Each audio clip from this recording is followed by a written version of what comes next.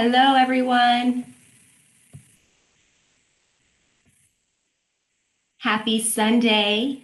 Thank you so much for being here. This is the first ever live Careblazer class, and it's all about caregiver stress. And this is a very important topic that's dear to my heart because I read all of the emails you send, all of the comments you make on social media, and I know that this is a really important topic that many of you are struggling with. So today I'm going to go over some easy, free, quick self-care strategies and tips that you could consider using in your day-to-day life. And I hope that they're helpful for you. I hope that this class is helpful for you. I put together a presentation that I'll show you, and I wasn't able to figure out how to keep my face in the screen. So I'm still here talking. It's all live. I'm going to show the screens to kind of relay and highlight what I'm trying to explain and talk about. And then once I'm done with it, I'll take the screen away, and then it'll be me and you again here face to face. As I go through the presentation, please feel free to comment off to the side, ask questions. I will, towards the end of this presentation, have time to go back and read all of the comments and answer as many as I can, okay? So thank you so much for being here. Let's get started. Just making sure you all are in the right place. We are talking about self-care and how to manage stress. And because I want to make sure we make the most out of this time together, I know your time is precious. I don't want to waste any minute of it, and I hope that you can get the most that you can out of this course.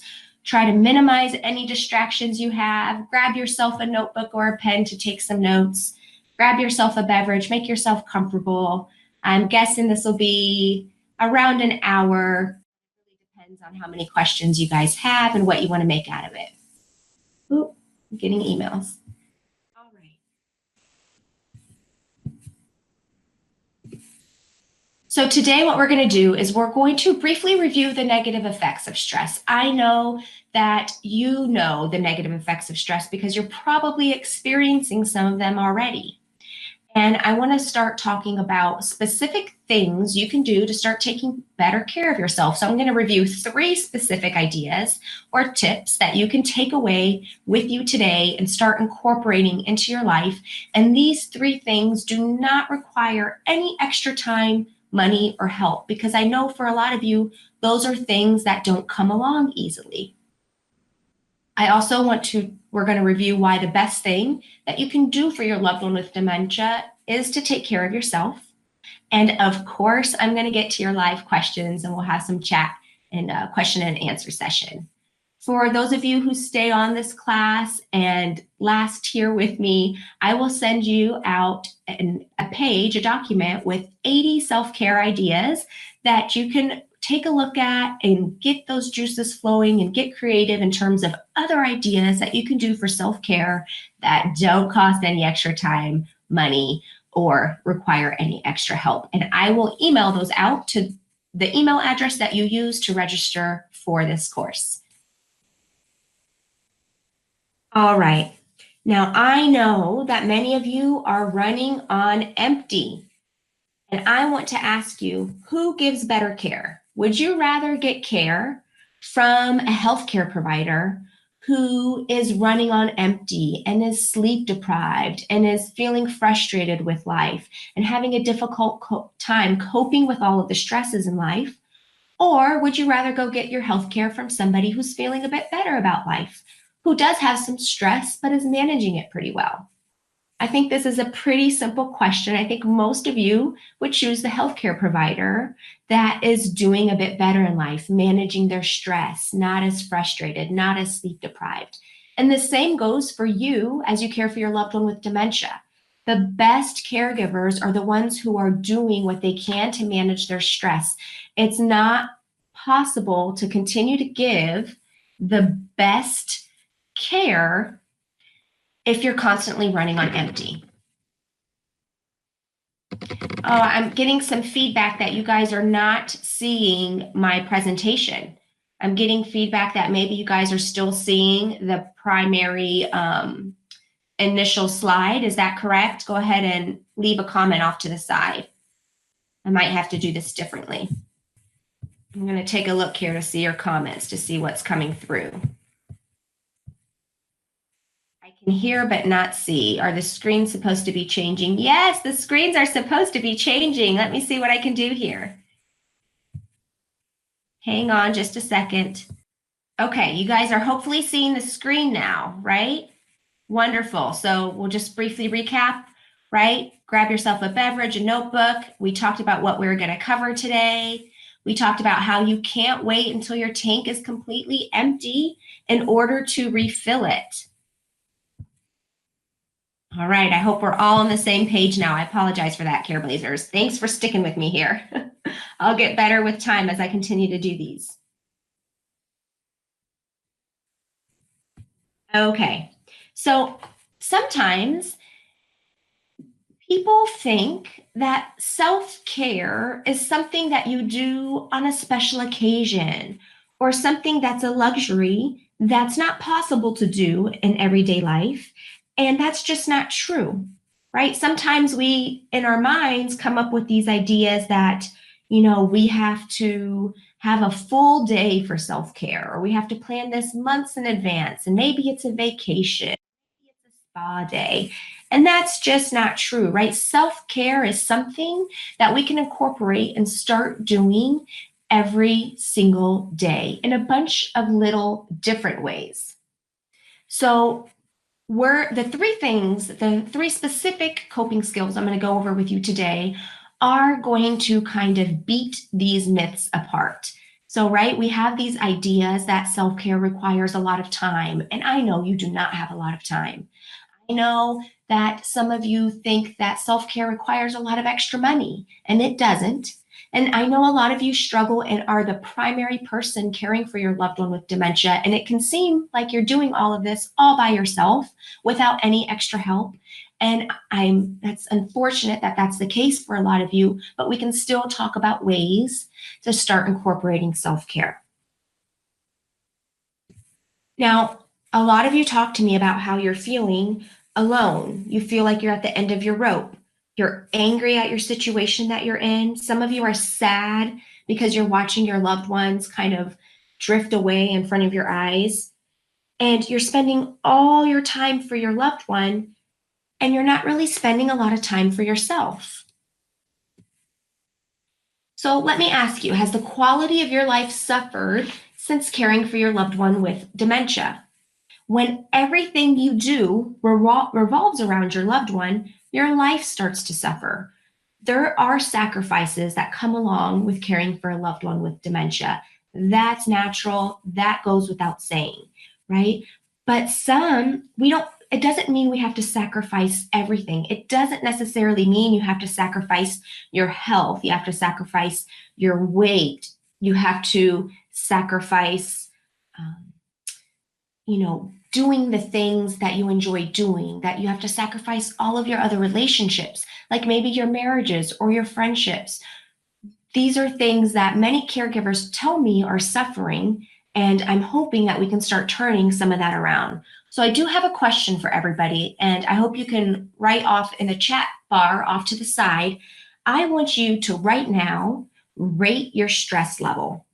There are many caregivers who experience stress. Stress is a normal part of caregiving, but I want to know where your stress level is right now. If you rate yourself a no, that means that you are not having any stress at all. You are happy-go-lucky, full of energy, full of life, and nothing can go wrong. If you rate yourself at a 10, you are at the absolute extreme where you cannot possibly take another minute. You feel like you are going to fall apart. And 5, obviously, would be a little bit in the middle. So go ahead and take a minute and tell me where you fall on that stress meter. If you're like a lot of the caregivers I talk to, you're like around a 7, an 8, or a 9. That's a lot of stress, right? I see a lot of 8s coming through. So it's hard to continue living that way.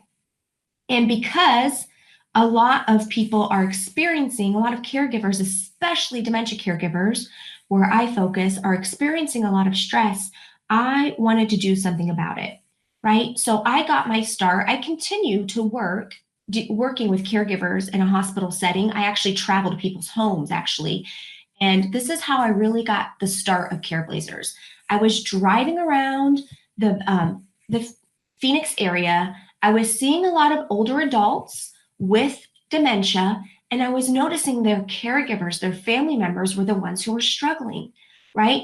They would get told that their loved one had dementia, and then there wasn't much that happened after that. They were left, you guys are left with trying to figure all of this out. And many of the caregivers were asking me the same questions. They were telling me the same struggles. And I thought there has got to be a better way. If we want to give the best care for our loved ones with dementia and for anybody with dementia, we have to start caring for the people who are caring for them, right? And this is really the start of Careblazers. What I started to notice is that a lot of times caregivers were given referrals to go to support groups or go attend appointments to help manage their stress and manage their mental health. And that was really hard for a lot of people, right? It's hard for you to often find time to go to appointments. And when you do, you sometimes have to figure out what are you going to do with your loved one with dementia if you can't leave them alone.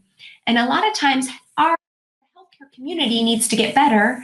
You know, we tell family members, hey, your loved one has dementia, and then we don't do much after that in a lot of cases. We don't actually help prepare you, the family members, about how to deal with the struggles that are going to come up, how to deal with those difficult behaviors, right? The fact that this is a disease that's going to progress and get worse and things might change, right? So this is what really got me thinking, we need to do something more. What can I do about it? And at this time, since I'm driving around the valley, seeing people face to face, I could only see about 4 caregivers a day. And a typical day, I mean, when you think about 30, 45 minutes driving distance between each person, I wasn't reaching as many people as I wanted to reach. And I knew there had to be so many more of you out there. So I started Careblazers, right? So every week I hop on, I do a video, I post it on YouTube.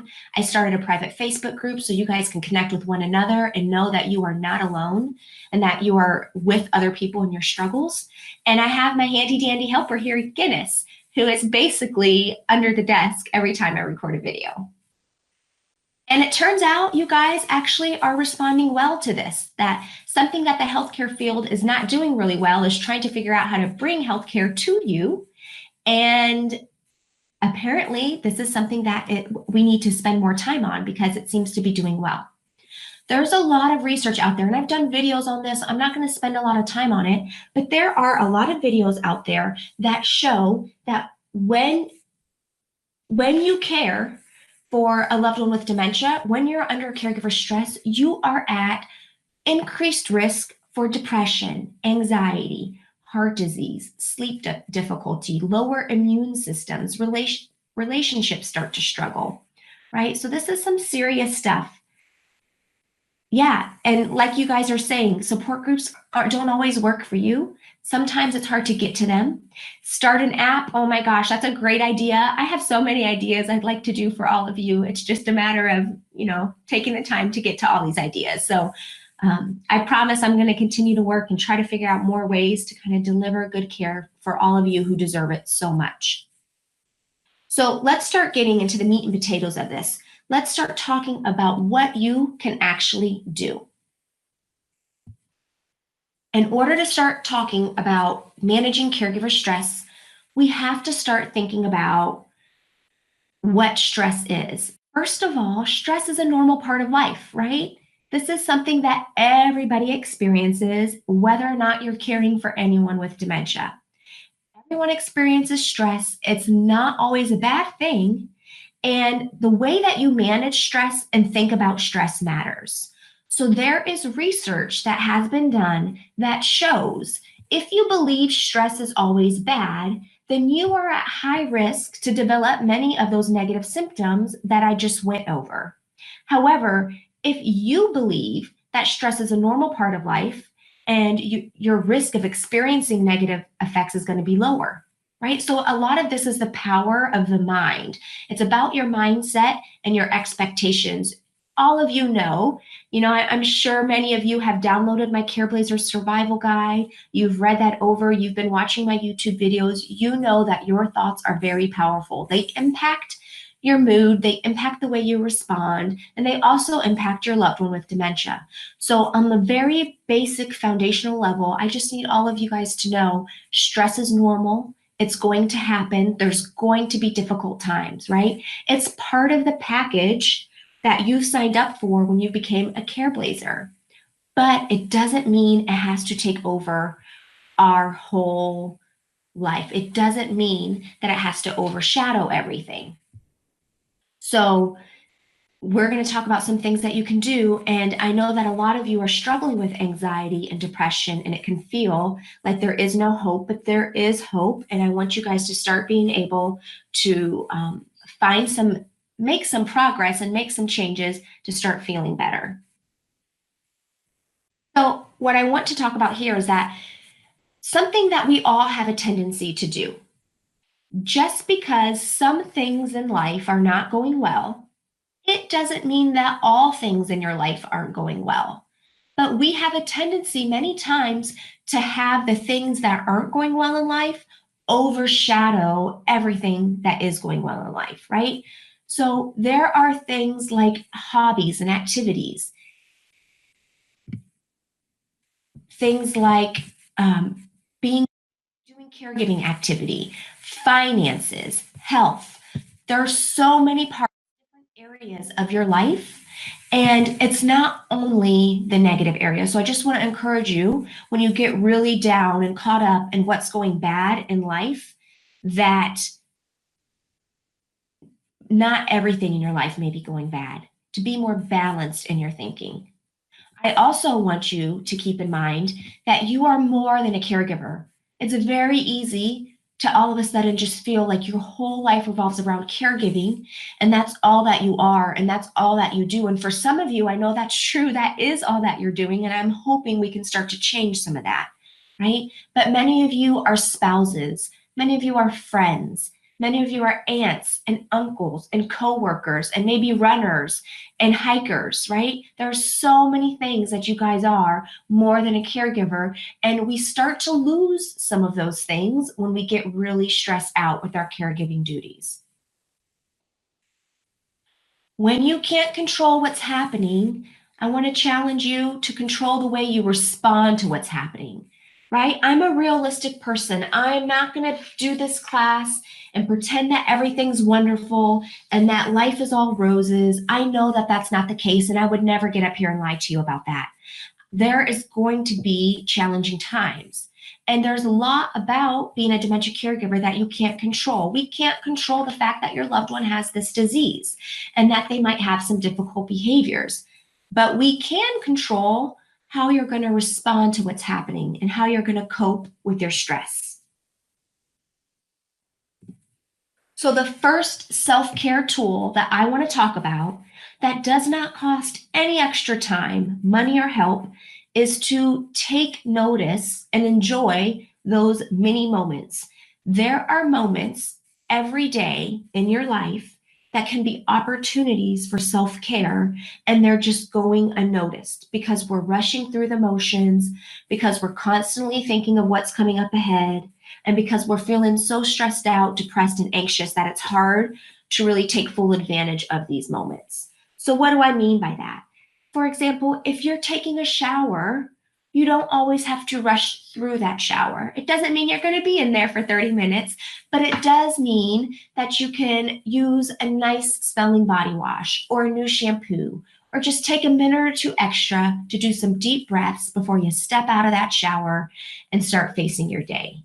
When you are driving, right, instead of driving and rushing to the next place you have to go to and thinking of all the things that are coming up, you could be listening and blasting out to one of your favorite songs, singing on the top of your lungs, right, enjoying the sunshine coming through the window, or what have you. Eating a meal that you enjoy. Finding a healthy, nice meal that makes you feel good about yourself, that you enjoy the taste.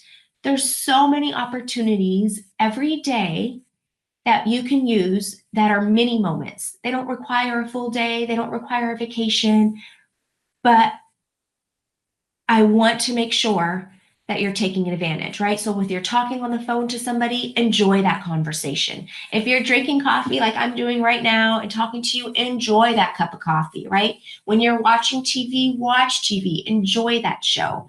Take advantage of what you're doing right now every day. Now, I realize some of this might be a bit small. I'll try to make it bigger. But along the same lines of enjoying those mini moments, I want you to focus on staying in the present moment. Now, this is a very simple concept, but it's actually a little difficult in practice. It takes some practice to get used to. So, yeah, somebody's writing, play music while showering for stress relief. Wonderful, right? Simple ideas, free ideas, quick ideas that sometimes we just don't think of. It doesn't cross our minds because when we're in our tunnel of feeling stressed and overwhelmed, sometimes these easy solutions don't pop into our minds. So, this idea about staying in the present moment, it is really difficult to feel extremely stressed and to feel depressed and to feel anxious if you are focusing on the present moment.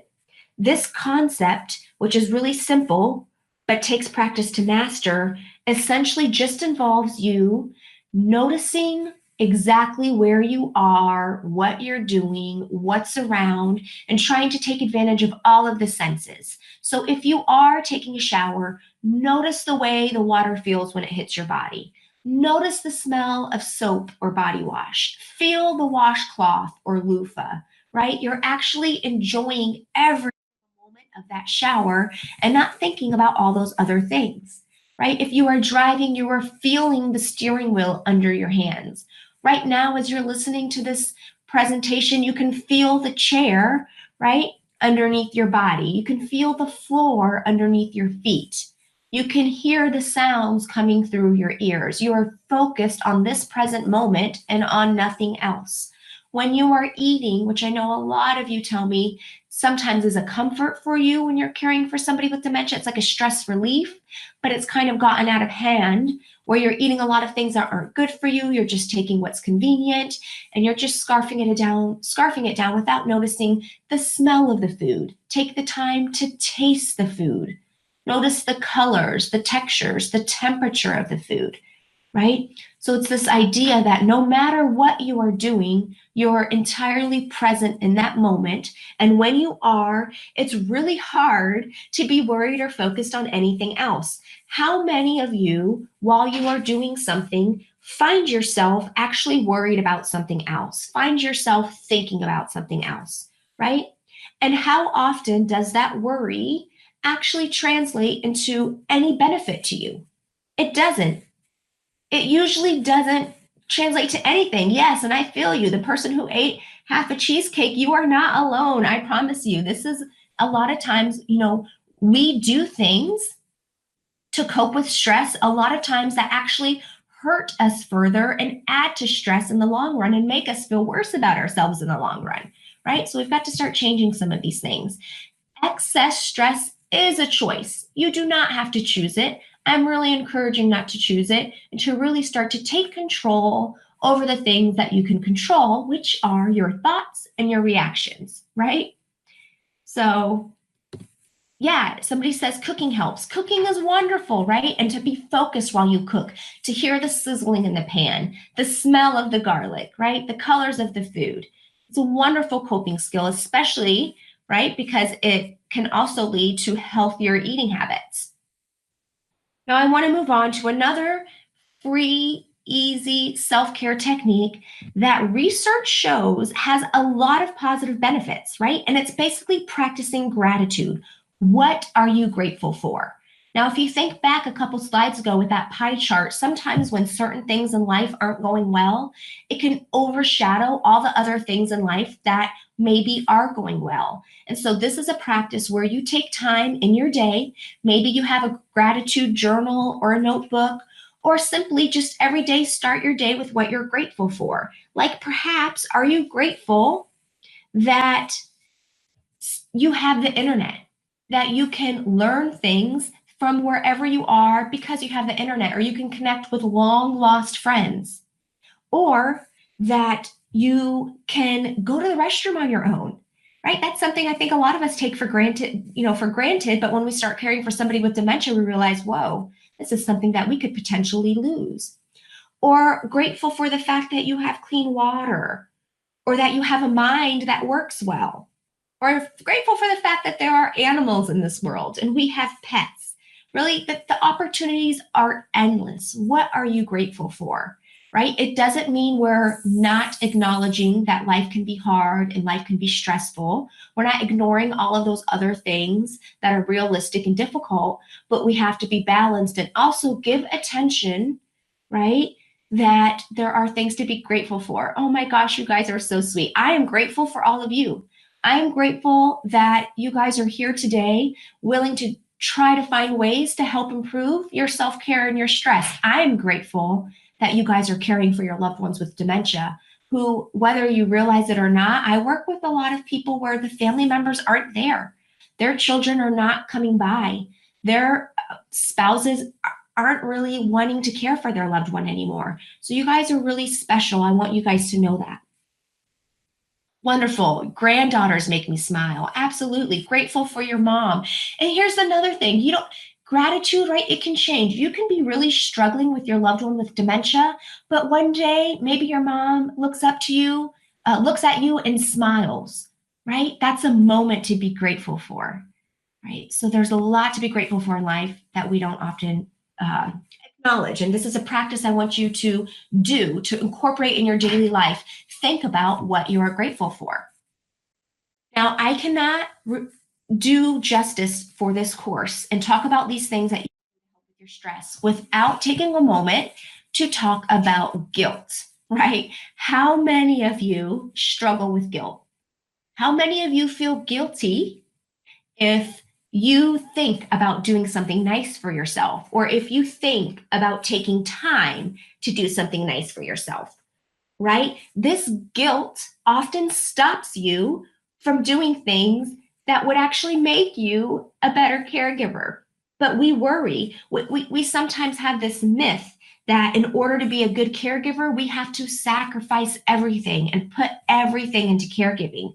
And that's actually ironic, because it actually starts to take away from our caregiving abilities. And I want to rework your mindset around this idea that guilt, to be a good caregiver, you can't take time for yourself, right? This guilt, this word stops us from doing so much. Remember what I mentioned earlier during this class? Do you want the healthcare provider who's constantly stressed, not taking any time for themselves, not sleeping because they're caring for all their patients? Do you think that doctor is going to give you the better care? Or do you think the doctor who is taking time for themselves, making sure they get some rest, making sure they're feeling good about themselves, is that doctor going to give you that better care?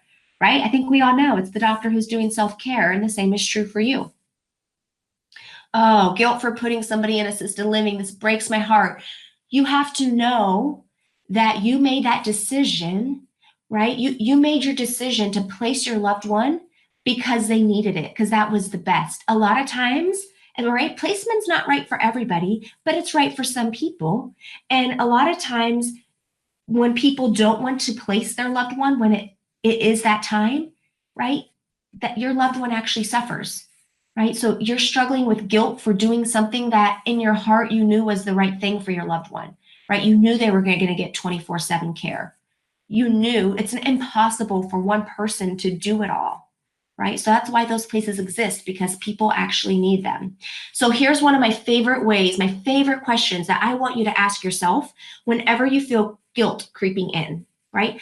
I want you to ask yourself, what would you tell a good friend who is in your exact situation? What would you tell your daughter or your son or your neighbor or your spouse if they were in your exact situation? Would you tell them, oh yeah, you definitely should not take time for yourself. That means you're selfish. That means you're greedy. That means you're not a good caregiver if you take care for yourself. Would you ever tell anybody that? No, right? You would not tell them that, because that's not true. But this is what you are saying to yourself in your own mind, right? And a lot of times, you also, I want you guys to give yourselves a break a little bit. Forgive yourselves a little bit. You're human. Nobody can do all this alone. And when it comes to caring for somebody with dementia, sometimes in our mind, we have all these ideals about what it's going to be like to care for them and all of the things we're going to be able to do. And when it gets down to reality, sometimes we're not able to do it, right? You can be the best daughter in the world, and it's just impossible to be able to do it on your own, right? So forgive yourself. Some things are just not realistic. And because this is such an important topic, one that I feel passionate about, I did create a course to help caregivers who are feeling like they are super stressed and feeling like they want to start to get control over their life again. They want to start looking forward to tomorrow again. They want to stop dreading tomorrow. They want to get their health back under control, start having friendships again, doing things they enjoy again. So that is why I've been spending over the last 4 months working on a course for you guys. Now, in just a minute, I'm going to go to the live chat. My face will come on the screen and we can start talking back and forth to one another. But I do want to share this thing that I created that for some of you, you might be interested in working further with me. Basically, this is a course where we're going to talk about, there's 9 different lessons, as you can see. It's going to start out with understanding stress, the effects of stress, the fact that stress is not all bad. We're going to talk about ways to prevent stress, the normal stress that happens. We're going to talk about ways to prevent it from spiraling out of control to the point where it starts to really negatively impact your health. We're going to talk about how to start taking charge of your stress, right? How to start taking charge of the situation, how to control the things you actually do have control over. We're obviously going to talk about how to start changing some of your thoughts, making sure your thoughts are helping you, not hurting you, because you know that I think this is a very important part of caregiving. We're going to talk about myths that get in the way of caregiving. We're going to talk about common thought blocks. For example, how many of you worry about what other people are going to think of you? We're also going to talk about that. What will people think of me if I do take time for myself? What are people going to think of me if I realize that maybe placement is the best option for my loved one? What are people going to think of me if I take the time to go get a massage or get my hair done while I have somebody else come in and watch my loved one? These things get in the way of self-care. And yes, I can email slides. I can email this if you would like. We're also going to go over specific tools, things you can do right away. Like today, I used 3 simple techniques that you can start using right now. I hope that you will take these with you and start implementing them today. But I'm going to go and take a deeper dive into many of the tools that are available for dementia caregivers to start helping your situation. And then finally, we're going to talk about decisions. And what I mean here is that a lot of times being a really good caregiver means you're making decisions for your loved one with dementia that your loved one with dementia does not agree with. In fact, you could be sacrificing a lot of time and energy to care for your loved one with dementia, and your loved one with dementia may resent you for that. They may not appreciate what you're doing. And so this is a really hard thing that factors into caregiver stress as well, because you're doing so much and you're feeling no appreciation in return. Careblazer, where will your health be if you kept doing exactly what you're doing without changing, right? If you are not going to change anything about your situation and you look forward to a year from now, where are you going to be? Where is your mood going to be? Where is your health going to be? If you don't like the way that looks, you've got to start making some changes now. Now, I have a course. It's not for everybody. And I want to go over briefly I want to talk about who is a good fit for this course. So if you are someone who just feels drained and beaten and alone, this course might be helpful for you. If you feel like your whole life revolves around only dementia and all of your other things have been gone by the wayside, this might be a good course for you. Your health has gotten worse since caring for your loved one with dementia. If your relationships with your friends and family have suffered. I talk to many caregivers who their marriage is suffering because their partner might not be on board or might not understand all of the time that you're taking to care for your loved one with dementia. If you've stopped doing activities that you used to enjoy. If your sleep has suffered and you stayed up all night worried about your loved one. Does this sound like any of you? But I also want to take a moment right? To talk about who is not a good fit for this course, because I know the 3 techniques that I talked about in this class, that can be helpful to anybody. I hope it's helpful for you and I hope you use it. But this specific course, it's not made for everybody. And it's not a good option for you if you think that the only way to change your situation is for your loved one to change. If you think that you shouldn't have to change anything about what you're doing, if you already know everything you need to know about how to care for dementia and deal with stress, then this is probably not a good course for you. If you're managing your stress well already, if you rated your stress level somewhere between a 1 and a 4, you're actually doing pretty good, right? And this course probably isn't something that you would really benefit you. If you think that signing up for this course, that you're never going to feel stressed again, then this course is not for you. And by all means, if you are in significant financial strain and you can't afford this course, please do not sign up for this course. I promise I will continue to post weekly videos for free on YouTube. I will continue to have my Facebook community group where you can connect with other Careblazers for free. You can learn so much based on information I'm already putting out there. So this is not meant to add any extra strain for you, but I do want to talk to you really briefly before we get into the live Q&A about what this course offers. This course has 9 video lessons by yours truly. It is me talking on the camera to you about the specific areas, and I leave out the fluff. I get straight to the nitty-gritty. The courses are, each lesson's about 10 minutes or less. I know that your time is precious, and I just want to give you what is most valuable. Each course comes with a care sheet, basically worksheets that you can download, write on, take notes, have your own Careblazer notebook. There will be a private Facebook group associated with this course only for people who are in this course. And as part of that private Facebook group, I'm going to go live in there. I'm going to go in live in there at least 9 times to go over the 9 lessons, to reinforce some of the strategies, to see where you're struggling. So this is an opportunity to get a little bit more hands-on, one-on-one time with me.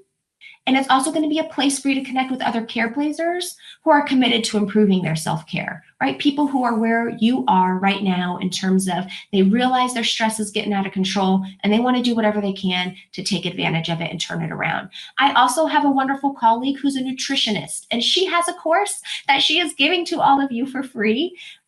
Just because, you know, her life has been affected by dementia. She loves what we're doing here at Careblazers, and her course talks about the importance of a healthy diet, things, foods and vitamins and supplements and things like that that are important for a healthy diet, how to meal prep to save yourself time so that you're not constantly hitting up that fast food drive-through when you're in a rush, and how to finally get control over your weight.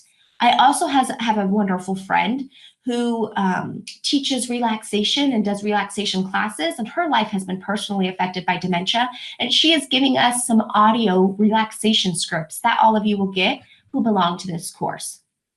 And also, the first 20 people who sign up for this course will get a Careblazer Strong coffee mug. I'll show you a picture of that here in just a minute. I'm very excited about those. And finally, lifetime access. So this is the first ever Careblazer course ever. This is the first one I've created. I put a lot of time in it. But for the first people, the first group who join this course, you guys are really going to be shaping the course of the future. You guys are going to be talking, and I'm going to be paying attention to your comments and your questions to make sure that every year when I update this course, it's even bigger and better than before.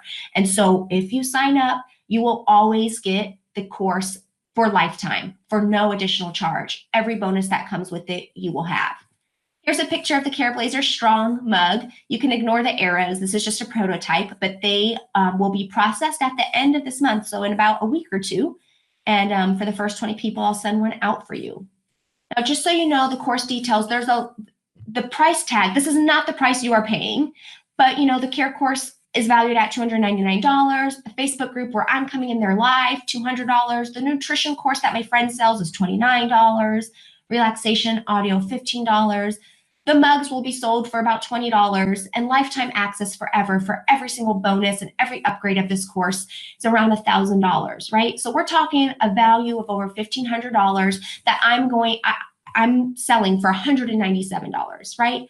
I want you guys to take full advantage of this. It's for the select people who are ready to take this big step and to start improving their self-care and start turning their life around, right?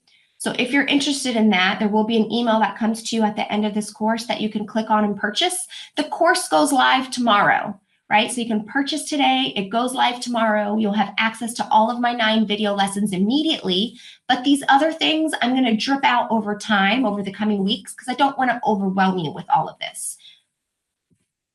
My hope for you is for you to be half as good at caring for yourself as you are at caring for your loved one with dementia, right? You guys are so good at caring for your loved ones, but sometimes put yourself on the back burner a bit too much.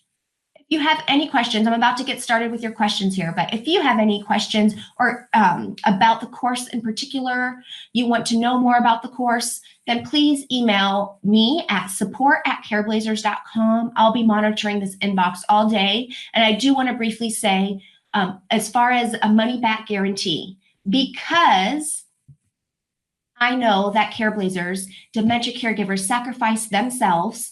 Whenever push comes to shove, they are sacrificing their own needs. I'm not going to offer a money back guarantee on this course because I believe wholeheartedly with my heart that this course is going to change lives, that it's going to help you feel better, and that you are going to start seeing some positive impact from this course if you go through the lessons and you do the work, right? And I don't want you to miss out on that opportunity. I want you to second guess that you should be doing something for your healthcare, right? So email me here if you have any questions, or you can write them in the chat box to the side. And let's get to your live questions here. So I'm going to close this presentation screen, and you should start seeing my face here in just a second. Hello, everyone. How are you guys doing? What do you think about the course? You think that you can use any of those 3 strategies, staying in the present moment, using gratitude, taking advantage of those micro moments, being able to get a handle on some of your guilt that comes along with being a caregiver? Let's see here. I'm pulling up some of your comments now.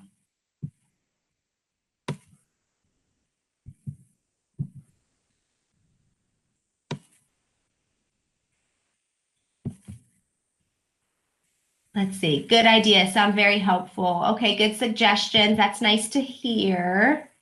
How to stop the loved one from calling the police. Oh, this is a tough one, right? So I think my second course that I'll ever offer is going to be all about how to manage those difficult dementia behaviors, right? Because I know your loved ones are doing a lot of difficult things.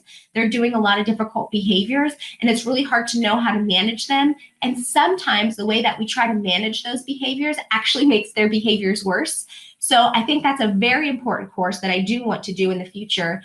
But I also know that we can't really do great things if we're not feeling great ourselves. So sometimes, trying to figure out the trigger. A lot of times it can seem like our loved ones with dementia are doing things out of the blue. Doing things out of the blue without a trigger, but trying to pay attention when your loved one's calling the police. Why are they calling the police? And a lot about trying to manage some of those difficult behaviors is getting creative and trying to figure out, okay, if they think they're calling the police for this reason, how can we get in front of it and change it? How can we don't want to if you're with your caregiver, if you're with your loved one with dementia, right? So you can respond in the event of an emergency. Your loved one with dementia might not need that access to that phone. You might be able to limit their access to that phone. Yeah, some of you guys have limited funds for the course. I completely understand. Please keep watching my free videos. Join there's a Careblazer community Facebook group where you can connect with other Careblazers. I understand that this course is not for everybody. I also know that, people who invest in something, they're more likely to take advantage of it, right? And so I want to make sure that the people who do invest in this course take full advantage of it. Let's see.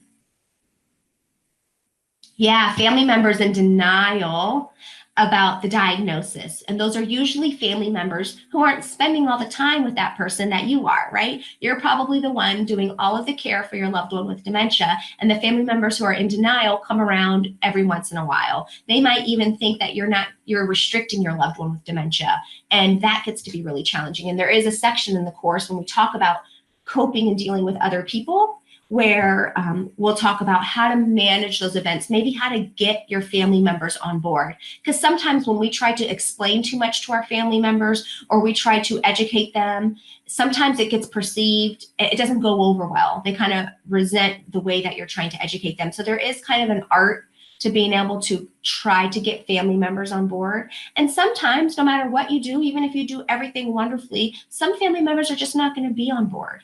Right? And that's a hard reality, but you have to know and build that confidence in yourself that you are doing the right thing. And for those family members who are thinking that you're not doing the right thing or who are thinking you're taking too much time for self-care, you can offer them to come stay with your loved one with dementia for a while and see if they change their tune. Yes, adult day healthcare is a nice choice to give you a break. There are so many opportunities to help give you a break. And if you haven't already, contact your local area agency on aging. So go to your Google bar, type in local area agency on aging, and call that number. There's a different one depending on where you live in the United States. And they have resources. They are familiar with what's around in your area, and your loved one with dementia might qualify to go to an adult day healthcare or to go to a senior center, and that will also give you a break. Ooh, you guys are asking great questions. What about how to not feel guilty about lying? Here's the thing, Careblazer. Who is this? Steve's. You have to rethink the way that you are talking. Caring for somebody with dementia, loving somebody with dementia, that requires a whole new language, a whole new way of talking. You are not lying to your loved one with dementia. You're lying. I like to call it compassionate lying. It's really a twist. If the truth is going to cause your loved one a lot of distress, if the truth is making your loved one upset, if your loved one's memory is so impaired that they're not even going to be able to remember the truth after you told them the truth and they became upset by it, you have to start wondering, is this really the best thing for your loved one? You're looking at the situation from your point of view. You know, we're all taught lying is bad. Yeah, lying is bad if you're doing it for manipulation purposes for your own personal benefit. But if you are responding to your loved one with dementia to help save them distress, to help them not feel so upset, then that's not the traditional lying I think many people think about when they think about lying. Lying has such a negative connotation, but in dementia, it's different. Right? It's compassion. You're actually showing compassion when you find another way to respond that may not necessarily be the way you would respond to somebody without dementia. You have to start reworking it. And I did a wonderful video on it for free. You can go to my YouTube page and type in dementia and lying, and you can watch that video. I hope it will help you, Steve's.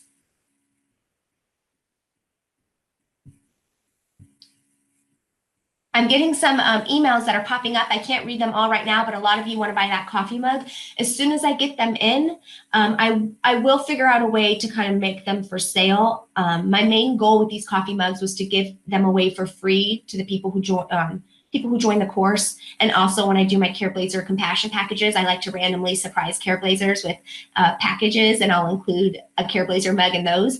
But for some extra ones that I have, I'll try to post those for sale for those of you who are asking. Oh, I'm sorry, Melissa, to hear about your brother's a huge trigger. So what I'd want to know, does your mom or whoever the person with dementia is all of a sudden get upset right away when she sees him? Or is it something about the interaction, something about the questions?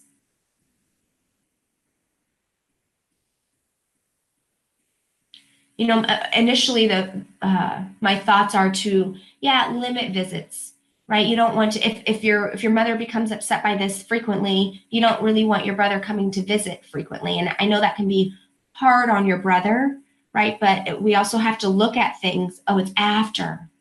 So your mother's becoming upset when he leaves. So when he leaves, it might be something like when he leaves, not saying goodbye, saying, I'll be right back, or not even mentioning that he leaves. So it's not a big ordeal that she knows he's leaving. And if she's getting triggered when he gets up to leave, and says goodbye and she's not triggered while he's there, it might just be a situation where he, goes to the kitchen to get water and doesn't come back. You could experiment with that and see how she does. And then as he gets up and leave, you're distracting her, getting her involved in an activity, feeding her a snack or so on. But a lot of these do require some trial and error and thinking outside of the box. But if it's happening when he's leaving, I would not highlight the fact that he's actually leaving.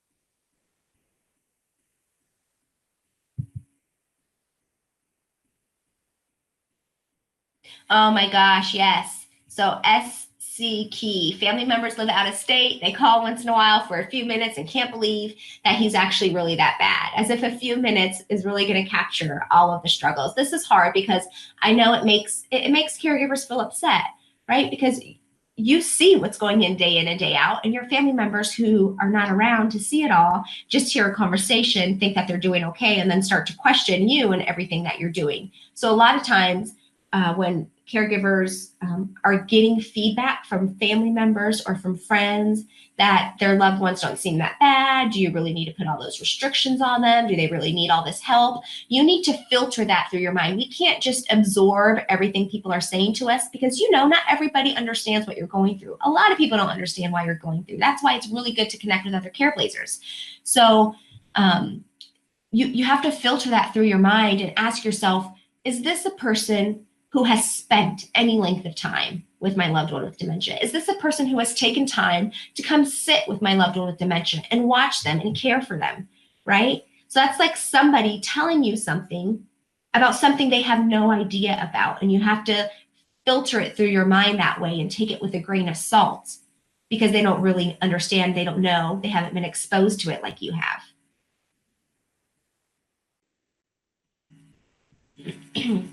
Lori, you have your mom with Lewy body dementia. You see changes and increased hallucinations. Yeah.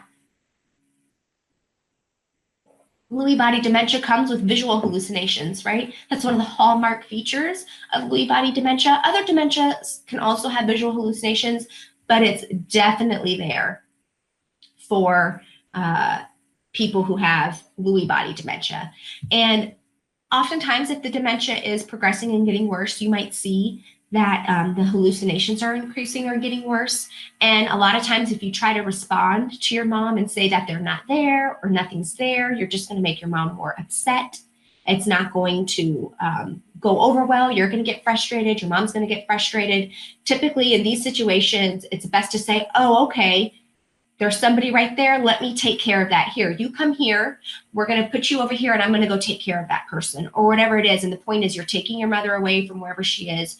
You're getting her engaged in an activity that she enjoys or distracting her with a meal or any sort of thing that you think your mom would actually pay attention to.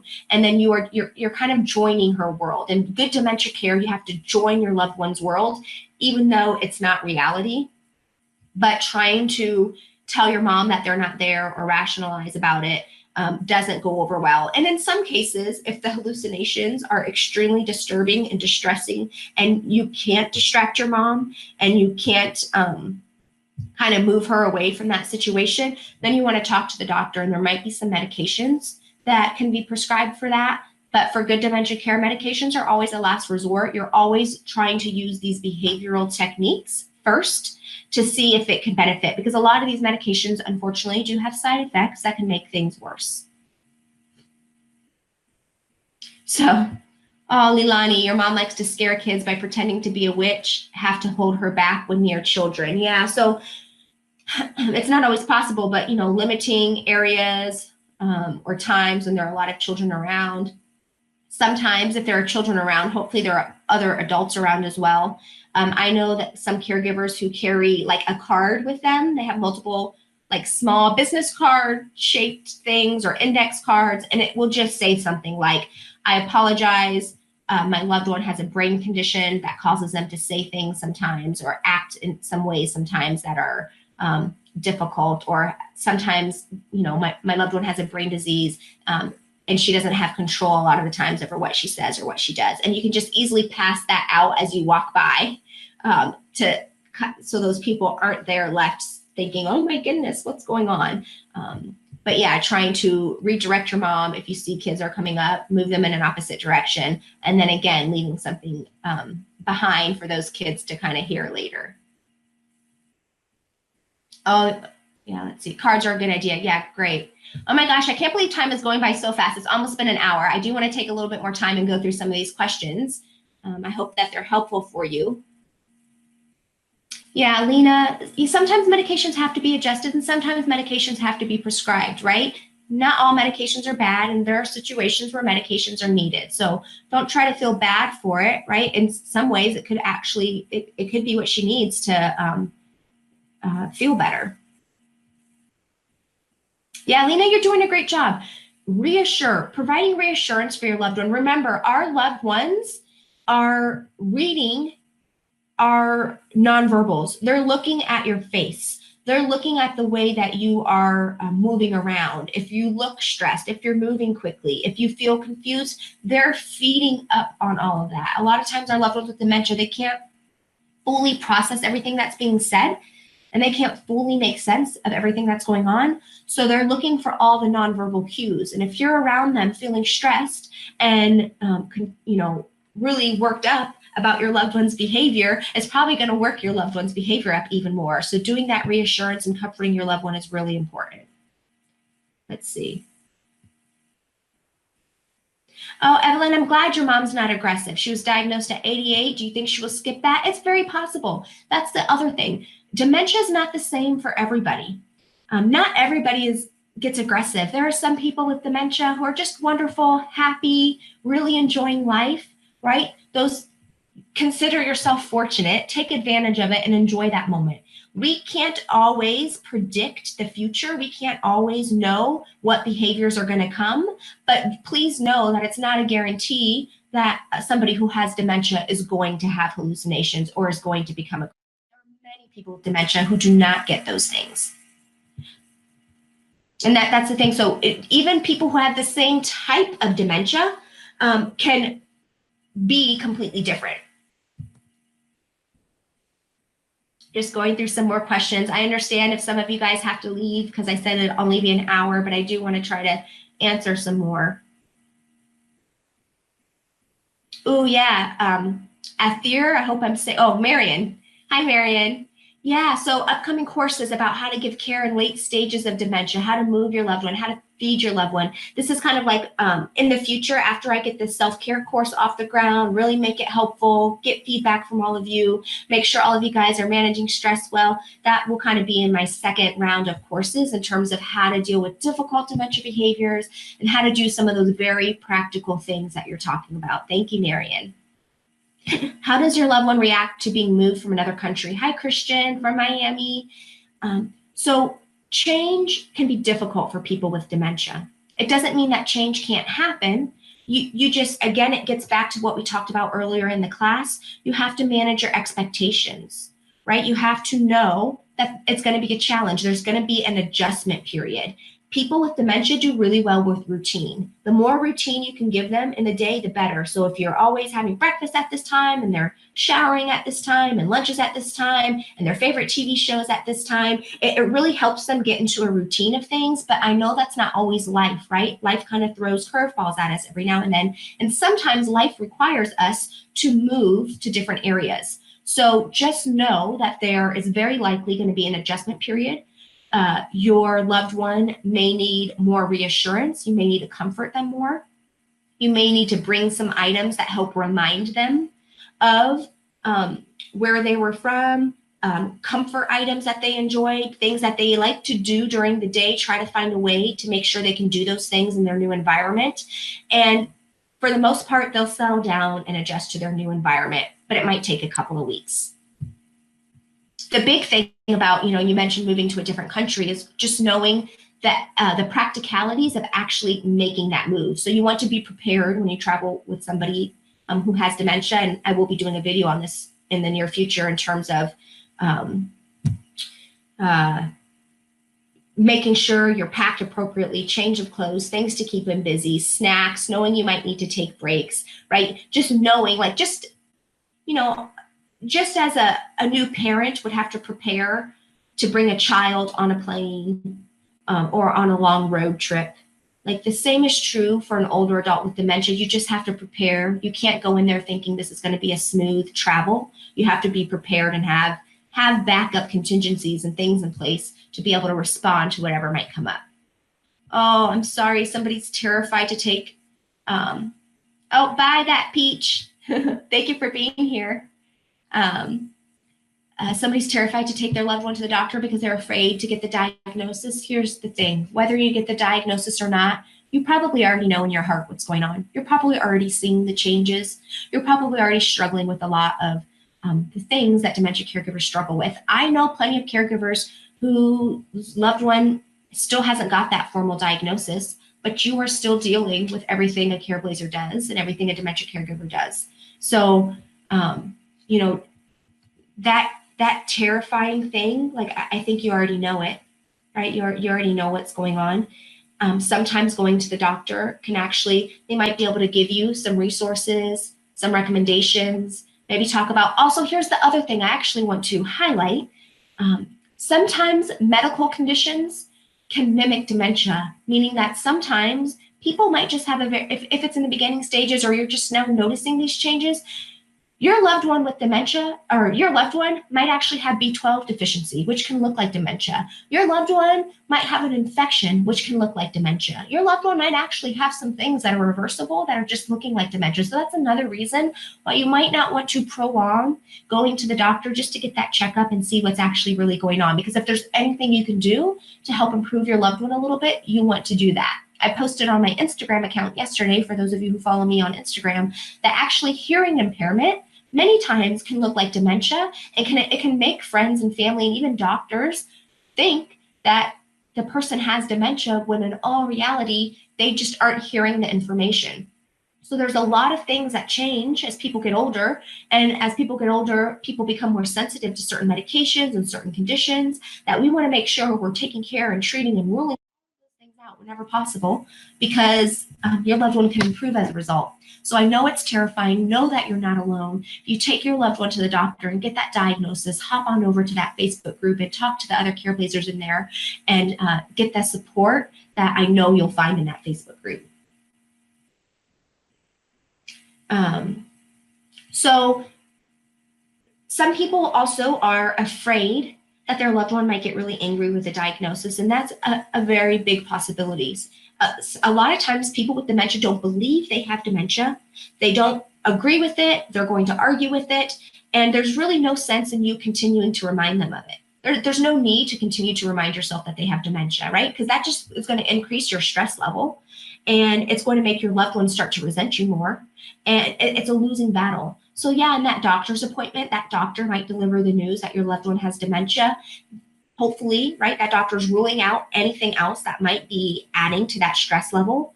And so you have good information, but it doesn't mean you have to continue to remind your loved one they have dementia. You could just let it drop and know that this gets some things in place. Know that this means caregiving down the road, things might start to change. Your loved one might have some difficulty caring for themselves. Like now you know, and you can start preparing yourself, but it's usually not a good idea to continue to remind your loved one they have dementia. It just adds to more strain between you and your loved one. Some dementias are hereditary. They have part hereditary. It doesn't mean you're going to get it. In fact, if you are worried, well, first of all, caring for a loved one with dementia does increase your chance of getting dementia when you have prolonged, ongoing chronic stress that you are not taking care of. That's why it is really important. A lot of times people want to kind of poo-poo dealing with stress because they think I can continue at this rate, I can keep doing this, but you have to know you're literally putting your health at risk. So we have to manage that stress. The best things you can do are to eat healthy and to exercise. If you eat healthy and you exercise, you are reducing your risk of getting dementia. Those two things in this moment, based on all of the research, are the only two things that have been proven to regrow brain cells, right? Regrow the brain cells in your mind. So how are you eating? Take an honest look at the foods you're putting in your body. Take an honest look at the last time you did some sort of physical activity. Not going out there and running a marathon, but going for a walk maybe for 20 minutes in the morning or after work. Take your loved one with you if you can. Push them in the wheelchair, right? So Nobody likes to hear those things about diet and exercise, but they are actually your best bet into reducing your chances that you are going to get dementia yourself. All right, let's see. I'll take one or two more questions and then we'll kind of hang up. Oh, Lori, I'm so sorry your mom is extremely negative. That is hard. And that's why it's really important to do things you enjoy. Surround yourself with good friends, loved ones who understand you and can support you. Put yourself in that Facebook group with other Careblazers to receive the wonderful support that all of you guys give to one another.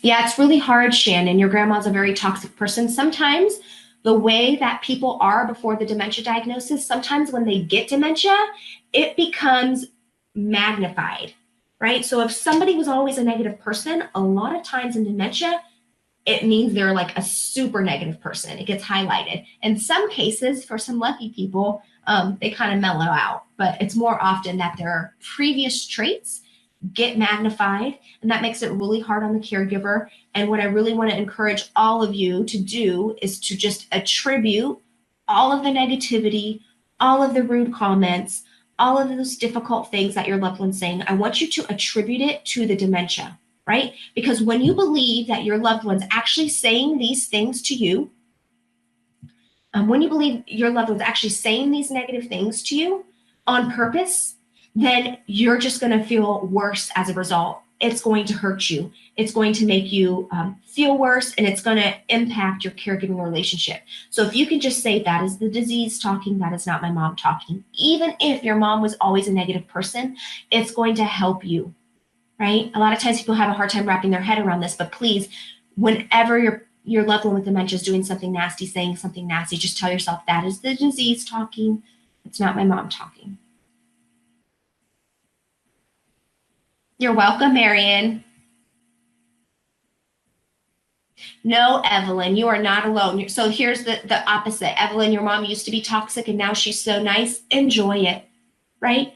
No need to feel bad about it. In fact, it's pretty normal that if somebody who was negative and toxic and now all of a sudden is nice, of course you're going to enjoy that. It doesn't mean that you're happy your loved one has this disease that's going to get worse and worse and has taken away their mind and taken away their functioning. It just means that you're just happy your mom is not saying nasty things to you anymore. Like, that's a completely normal reaction to have. Don't feel bad. Again, Careblazers, don't make things harder on yourselves. A lot of times you can be so hard on yourself. You guys are doing wonderful. This is a difficult part in your life. This is a difficult disease. There's no way around it. Give yourself credit. Yeah, good job. What is it? Quicker one. Good job. Tell yourself it's not your loved one. It's the disease. Keep that up.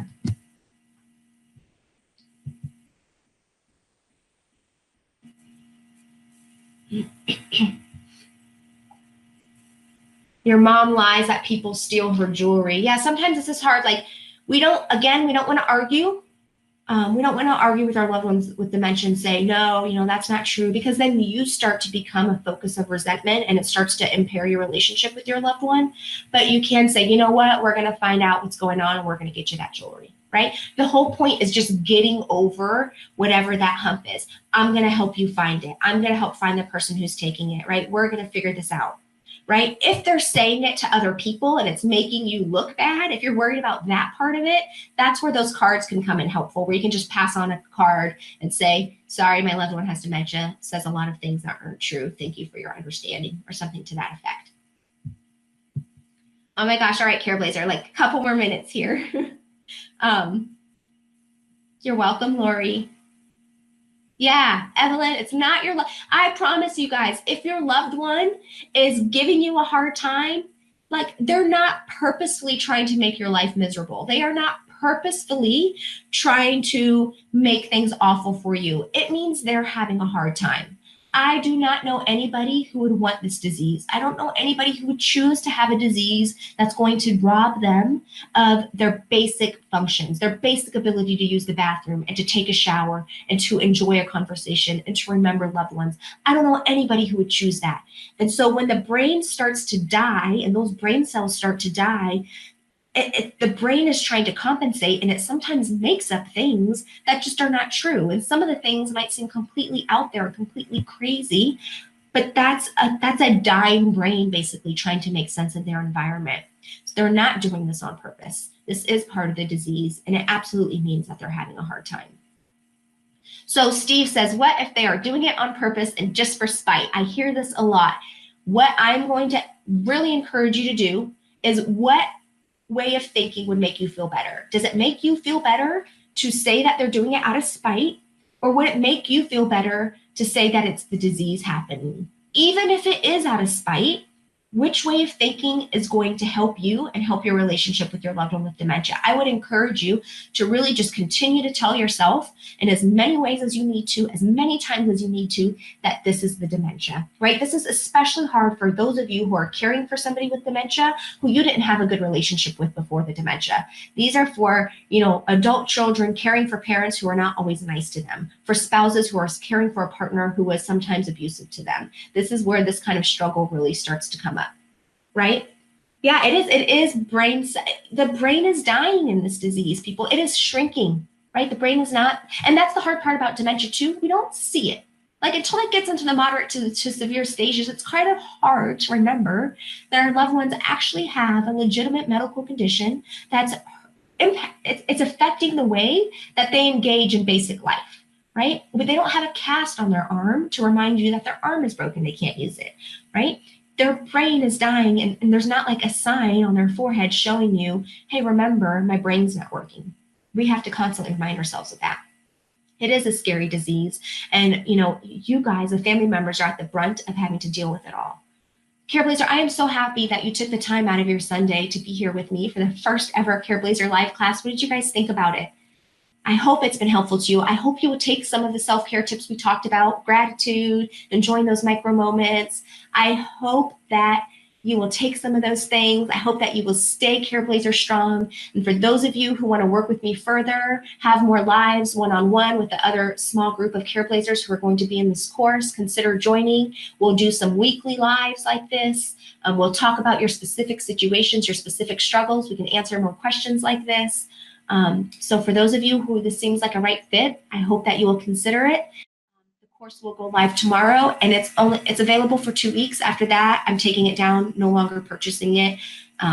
So starting November 5th, you can no longer have access. You can no longer purchase the course. You'll have access to it forever if you purchased it, but starting November 5th, it's not available for purchase.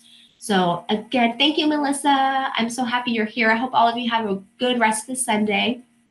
Leilani, bye. Christian from Miami, bye. Good luck with the move if you're moving your mom. All right, everybody. Guinness has been scratching at the office door because he decided he didn't want to stay in, and now he's been bugging the whole time to get in. So I'm going to go take care of him. Thank you guys for being here. I appreciate each and every one of you. Keep up the good work. Stay Careblazer strong. Bye.